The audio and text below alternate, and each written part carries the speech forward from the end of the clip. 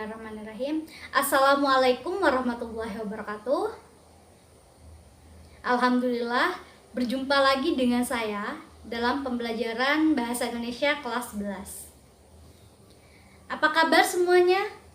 Ibu harap kalian sehat selalu dan tetap semangat belajar meskipun kita tidak dapat belajar secara bertatap muka. Baiklah, sebelum pelajaran dimulai, marilah kita berdoa terlebih dahulu. Berdoa, mulai.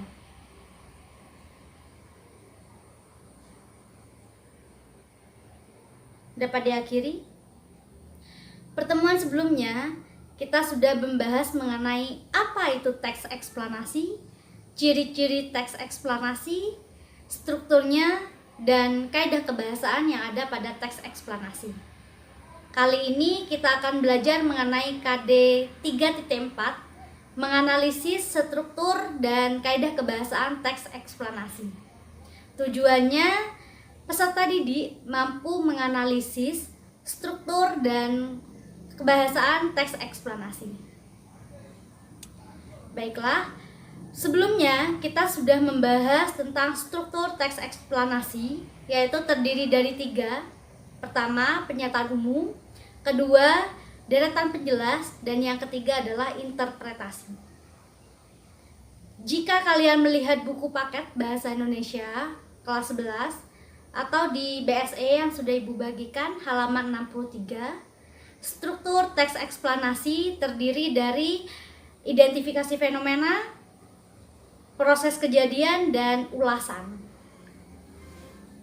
Sebenarnya tidak ada perbedaan istilah antara struktur teks eksplanasi dengan bagian-bagian pokok teks eksplanasi.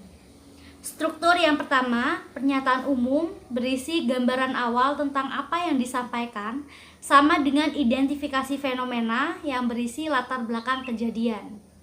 Yang kedua, deretan penjelas, berisi inti penjelasan apa yang disampaikan, sama dengan proses kejadian yang berisi kronologis dan penyebab. Jadi pada struktur kedua ini mengandung sebab akibat dan menjawab pertanyaan mengapa dan bagaimana. Selanjutnya, struktur ketiga adalah interpretasi yang berisi pandangan atau simpulan, sama dengan ulasan yang berisi mengomentari.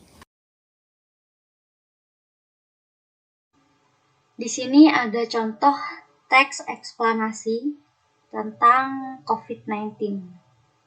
Kita akan analisis dari struktur teks eksplanasinya. Struktur yang pertama yaitu pernyataan umum, berisi gambaran awal tentang apa yang disampaikan, atau identifikasi fenomena yang berisi latar belakang kejadian. Di sini, virus corona atau COVID-19 merupakan pandemi yang pertama kali ditemukan di daerah Wuhan, Cina pada akhir Desember 2019 lalu. Virus ini menyebar dengan sangat cepat dan menyebar ke berbagai wilayah. Virus corona sendiri sudah masuk ke Indonesia pada awal bulan Maret 2020 dan hingga kini masih terus menyebar. Jika dilihat di sini adalah termasuk pernyataan umum. Struktur yang pertama, pernyataan umum, karena berisi gambaran awal tentang apa yang disampaikan, yaitu tentang virus corona atau COVID-19 ini. Selanjutnya yang kedua, deretan penjelas yang berisi inti penjelasan apa yang disampaikan atau juga disebut dengan proses kejadian yang berisi kronologis atau penyebab. Nah, pada struktur kedua ini menjawab pertanyaan mengapa dan bagaimana. Juga mengandung sebab akibat. Di sini virus corona mampu menginfeksi sistem pernafasan manusia, kemudian virus ini akan terus menginfeksi jika imun tubuh lemah, dapat berujung pada kematian. Awalnya virus corona diduga ditularkan oleh hewan liar yang dimakan oleh manusia, seperti kelelawar dan ular. Namun belum ada bukti yang kuat untuk dugaan tersebut. Virus ini diketahui dapat menyerang paru-paru dengan cepat pada pengidap berusia lanjut sebab rentan daya tahan tubuh lansia. Menurut data yang dihimpun WHO, 8-10 orang yang meninggal berusia 65 ke atas, sehingga disimpulkan COVID-19 sangat berbahaya terutama untuk usia lanjut. Namun bukan berarti bahwa virus ini tidak berbahaya bagi anak-anak atau orang dewasa. Nyatanya terdapat beberapa orang yang relatif masih berusia muda tetapi tidak berhasil pulih. Virus tersebut dapat menyebar dengan cepat karena cairan yang dikeluarkan oleh pengidapnya, baik lendir dari hidung maupun ludah dari mulut. Nah, di sini adalah struktur teks eksplanasi berupa deretan penjelas. Deretan penjelas atau juga disebut dengan proses kejadian, menceritakan tentang kronologis atau penyebabnya. Menjawab pertanyaan mengapa dan bagaimana. Mengapa? Awalnya virus corona diduga ditularkan oleh hewan liar yang dimakan oleh manusia, seperti kelelawar dan ular, namun belum ada bukti yang kuat untuk dugaan tersebut. Bagaimana? Virus tersebut dapat menyebar dengan cepat karena cairan yang dikeluarkan oleh pengidapnya, baik lendir dari hidung maupun ludah dari mulut. Selanjutnya, struktur yang terakhir adalah interpretasi atau pandangan atau simpulan. Juga disebut dengan ulasan. Di sini pada akhirnya kita semua harus berhati-hati dan waspada terhadap COVID-19. Tidak melihat batas usia, kesehatan, atau daya tahan tubuh kita. Bersama kita lawan virus ini dengan menjaga jarak, menjaga kesehatan, menjaga kebersihan, dan mengikuti berbagai protokol kesehatan lainnya yang telah ditetapkan oleh pemerintah. Nah, di sini sudah jelas adalah interpretasi.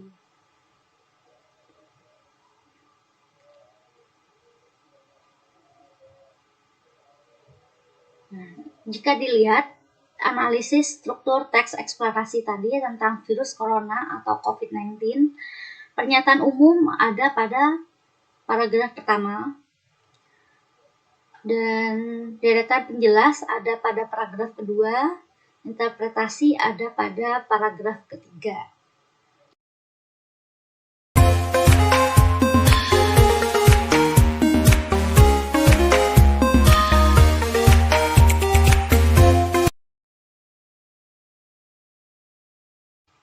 Berikutnya kita analisis kaidah kebahasaan teks eksplanasi yang berjudul COVID-19. Kaidah kebahasaan teks eksplanasi yang pertama yaitu konjungsi kausalitas. Menggunakan konjungsi kausalitas atau kata penghubung yang merujuk pada hubungan sebab akibat. Contohnya sebab, karena, oleh karena itu, oleh sebab itu, sehingga. Kita cari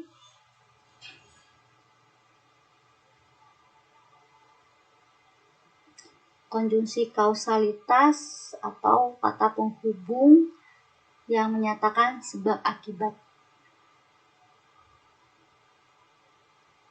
Nah, di sini ada virus ini diketahui dapat menyerang paru-paru dengan cepat pada pengidap berusia lanjut sebab rentannya daya tahan tubuh lansia. Nah, di sini juga ada, menurut data yang dihimpun WHO, 8 dari 10 orang yang meninggal berusia 65 tahun ke atas. Sehingga disimpulkan COVID-19 sangat berbahaya terutama untuk usia lanjut. Selanjutnya, di sini juga ada, virus tersebut dapat menyebar dengan cepat karena cairan yang dikeluarkan oleh pengidapnya, baik lendir dari hidung maupun ludah dari mulut. Nah, pada teks eksplanasi COVID-19 ini terdapat 3 konjungsi kausalitas.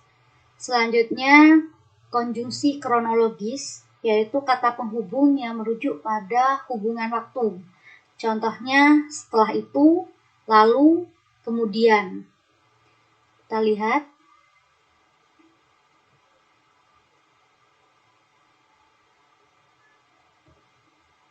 Konjungsi kronologis atau kata penghubung yang menyatakan hubungan waktu.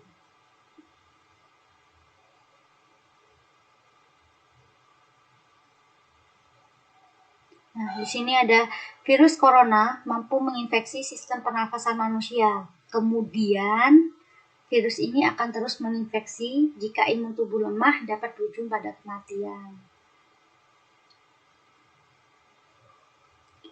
Selanjutnya, hanya ada satu konjungsi kronologis. Kaidah yang ketiga yaitu merujuk pada jenis fenomena yang dijelaskan. Jadi kata ganti yang digunakan untuk fenomena yang sedang dibahas berupa kata benda atau kata benda baik konkret atau abstrak. Di sini yang dijelaskan adalah kata ganti COVID-19, corona. Virus corona atau COVID-19. Jadi kata ganti yang digunakan itu merujuk pada fenomena yang sedang dibahas, bukan kata ganti orang seperti dia, ia, dan mereka.